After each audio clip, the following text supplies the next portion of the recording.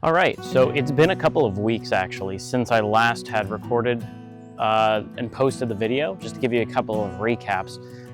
So the queen was replaced naturally. I didn't have to actually buy a queen. So for now, my main focus for today is actually going to make sure we have the queen, make sure she's laying. It's been a couple of weeks since the last video, so she has been actually laying pretty well. I've been seeing eggs the past couple of times. Last week I visited, I didn't see her, but I did see some eggs. I also did mark her, so it's a little bit easier for her to find, and hopefully we'll be able to find her today.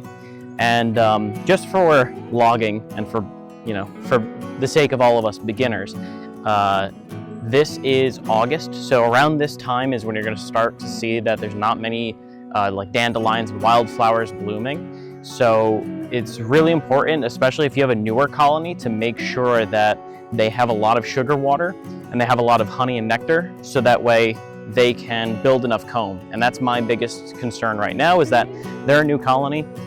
They don't have a whole lot of comb, and the comb that they do keep building, I have to keep scraping away because I didn't put wax down on the foundation.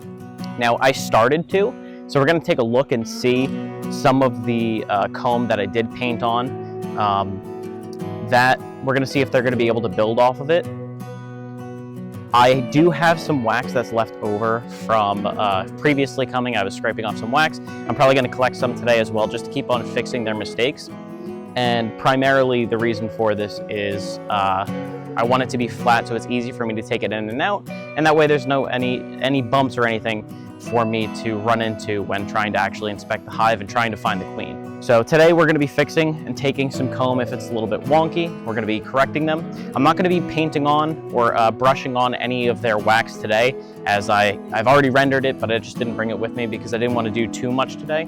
So our main priorities for today are going to be inspecting the queen, making sure that she's alive and she's laying. We want to see what their honey and nectar flow looks like. Again, we're getting into a period that's called a dearth.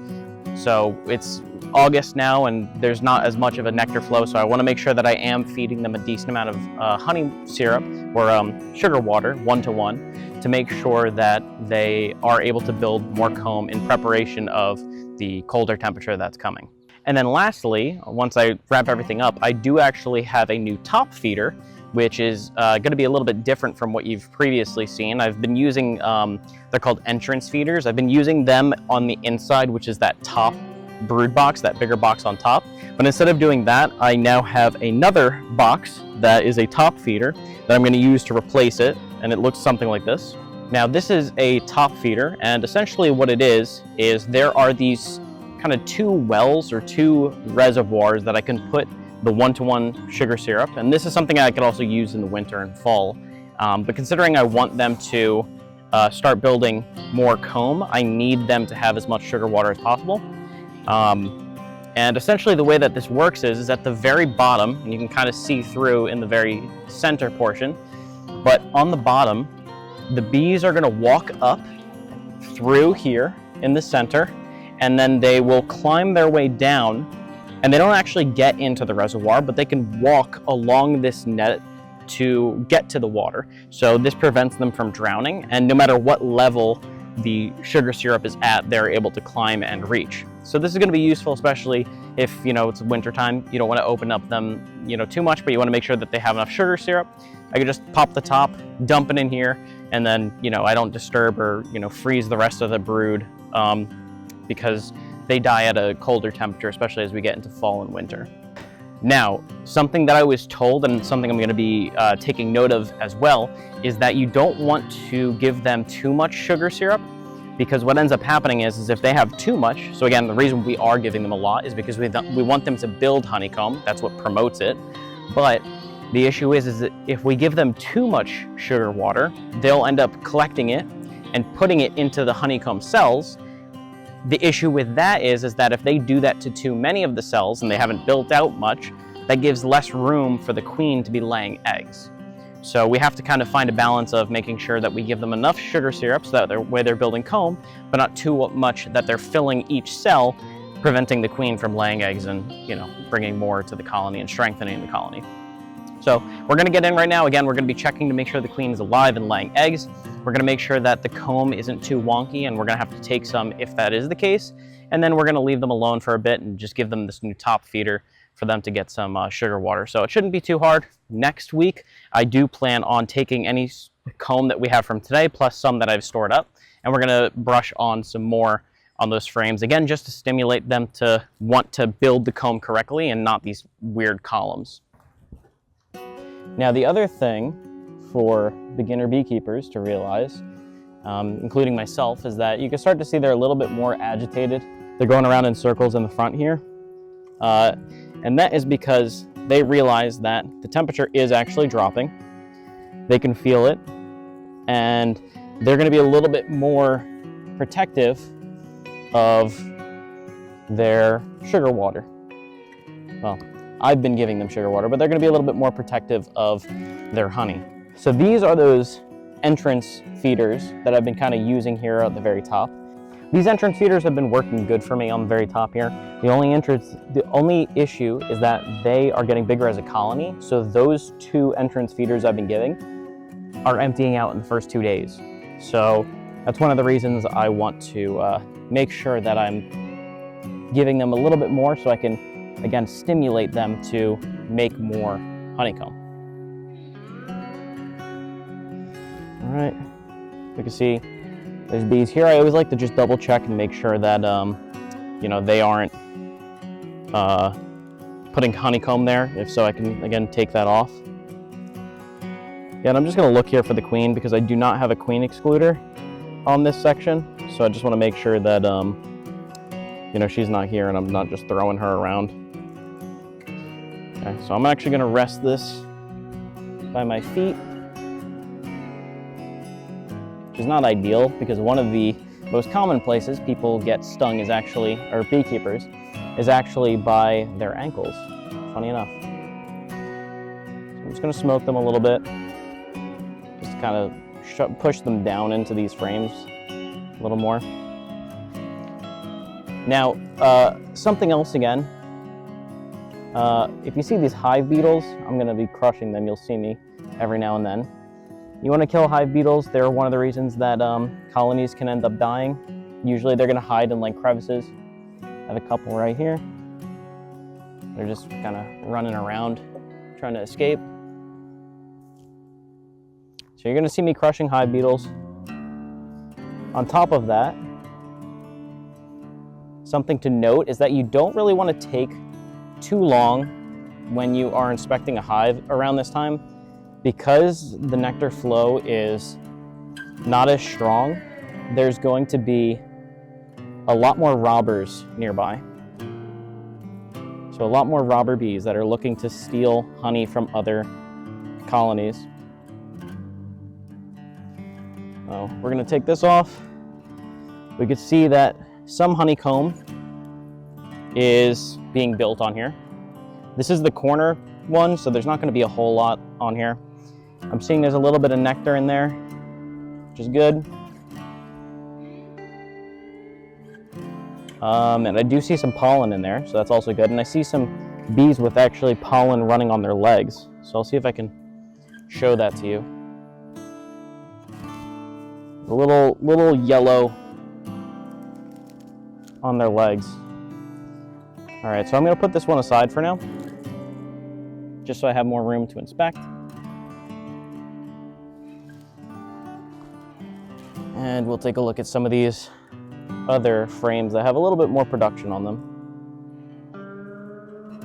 Now, last time I was here, I did have to take off a good amount of honeycomb, sadly, because they really did fill in any empty space, which is what you want to prevent. You want to put the frames as close as possible to not have them you know, put honeycomb wherever they want.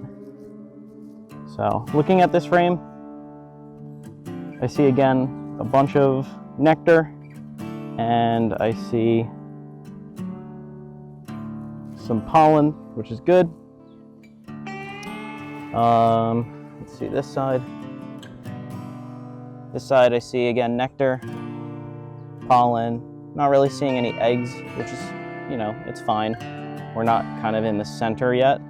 What you can see, this is one of the frames that I did start painting on wax. So you can see that they are building off of it, which is perfect. That's exactly what I want. So I'm probably gonna come back and do this again. And actually, really interestingly, you can see there's a bee that's kind of jumping all around and buzzing. You'll see that they're doing this little dance.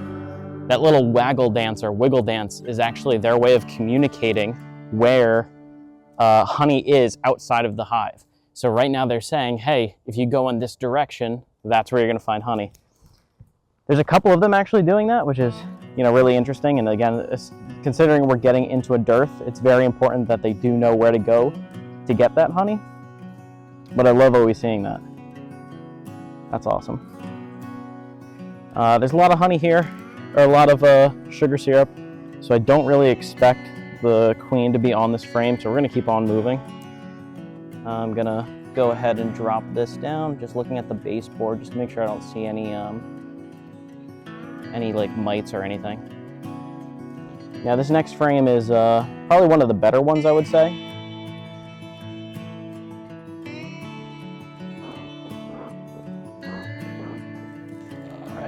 Now the wind is picking up, my scent is probably getting thrown all over this place and my smoke isn't going to be as effective, but we're going to try our best here. This is a nice and heavy frame, wow. Okay. I'm seeing some larvae. I'm not seeing any baby eggs, but it's very crowded on this frame, so I'm just going to do my best to look around. I see some wonky-ish comb, which is not great, but this side, I do see some eggs, which is perfect. And we'll see if we could spot the queen, if she is on this frame. Now this frame has always had great production on it, where they're doing a lot, but you know, they haven't really built any extra honeycomb on it. So it's good for, like, you know, constant production, but it would be nice if we could start doing a little more.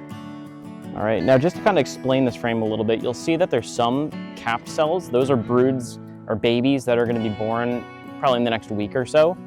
Inside there's also some larvae, and in the top corner here on this side, you'll see that there's whiter or lighter capped cells. That's actually honey that's going to be for the emerging babies. But I do not see the queen. And it could partially just be due to, you know, some of this wonky comb, and also that they're being very productive. But we will continue moving forward and see if we could spot her along the way.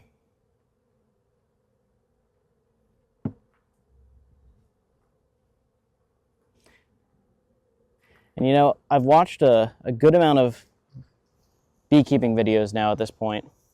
And everyone always says, oh, I don't like using beekeeping gloves because it gets in the way. And I was always thinking, I'm like, yeah, but wouldn't it be to get stung all over your hands all the time? I'm like, you know what? I probably will never do that. I'm going to use gloves. And I kind of get it now. It's kind of annoying to use your gloves. All right, let's see. Okay, I'm seeing some larvae, seeing some eggs, seeing some happy dances. Good to see. This frame is actually really good as well. You can see in the corners that they're also building some honeycomb and for some honey and nectar.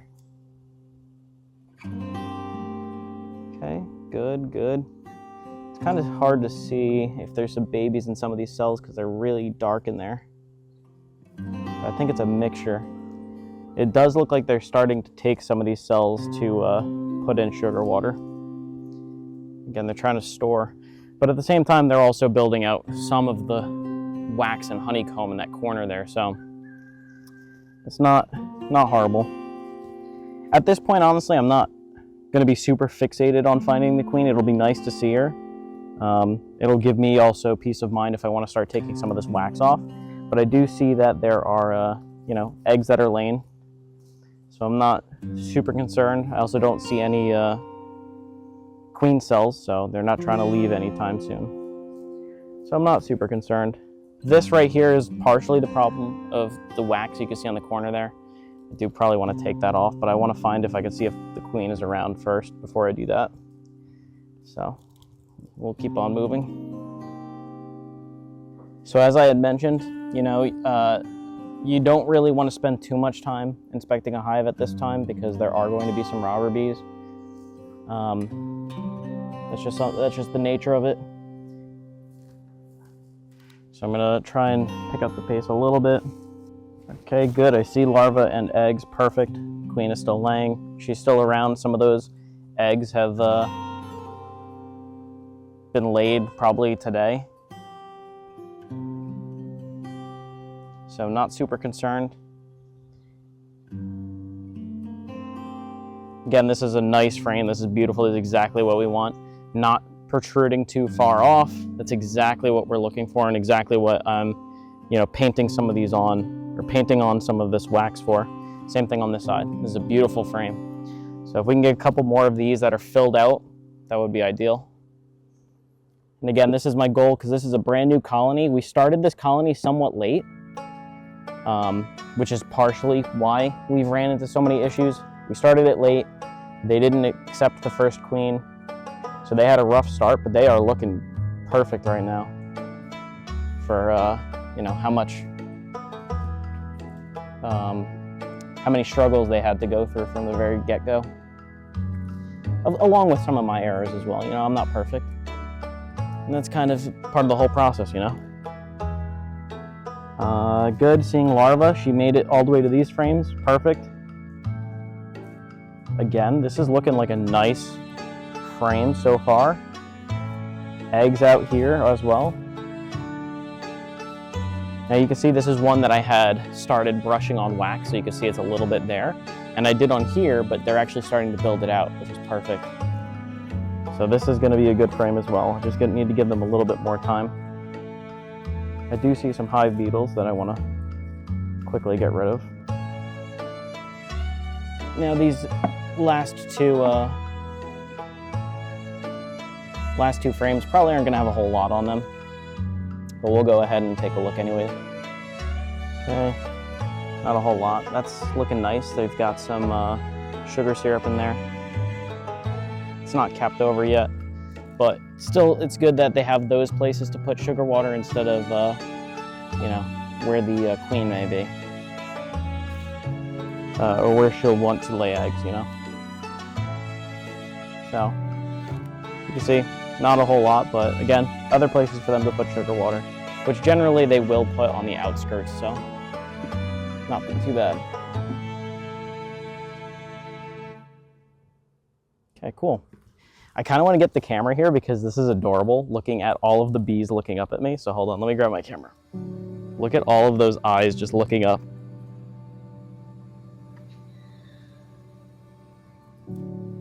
That is adorable.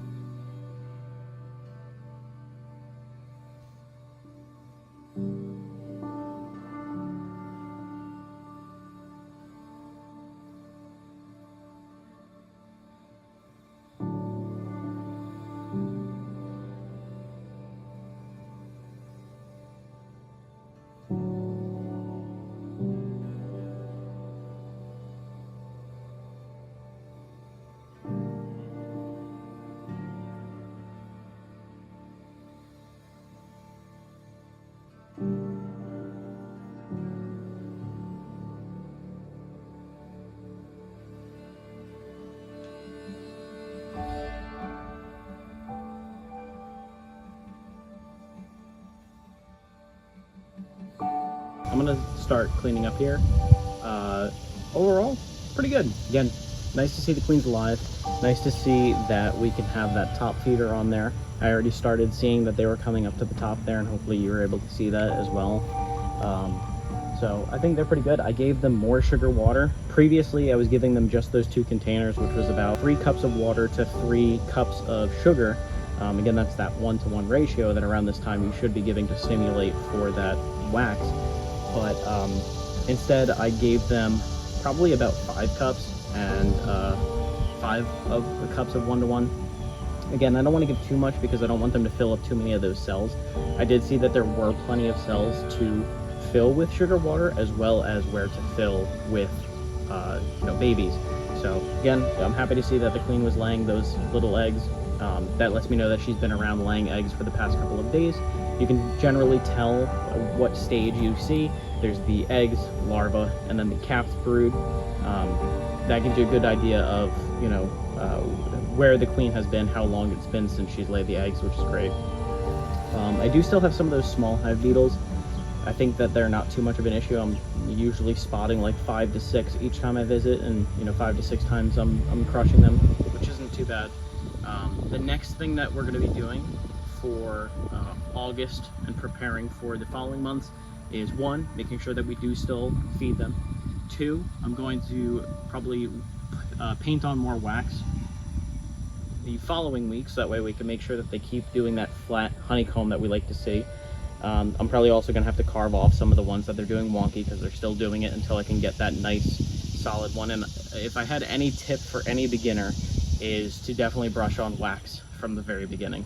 I didn't know that because they sell these frames saying that they're pre-waxed, so I didn't have any concern for it, but clearly it's a big issue because they keep making these columns, and it keeps being off, which is not great. So we want to make sure that we could keep fixing that, and then give them a nice foundation with painting on some comb, or painting on some wax, so they know where they could build that honeycomb. So overall, today was great.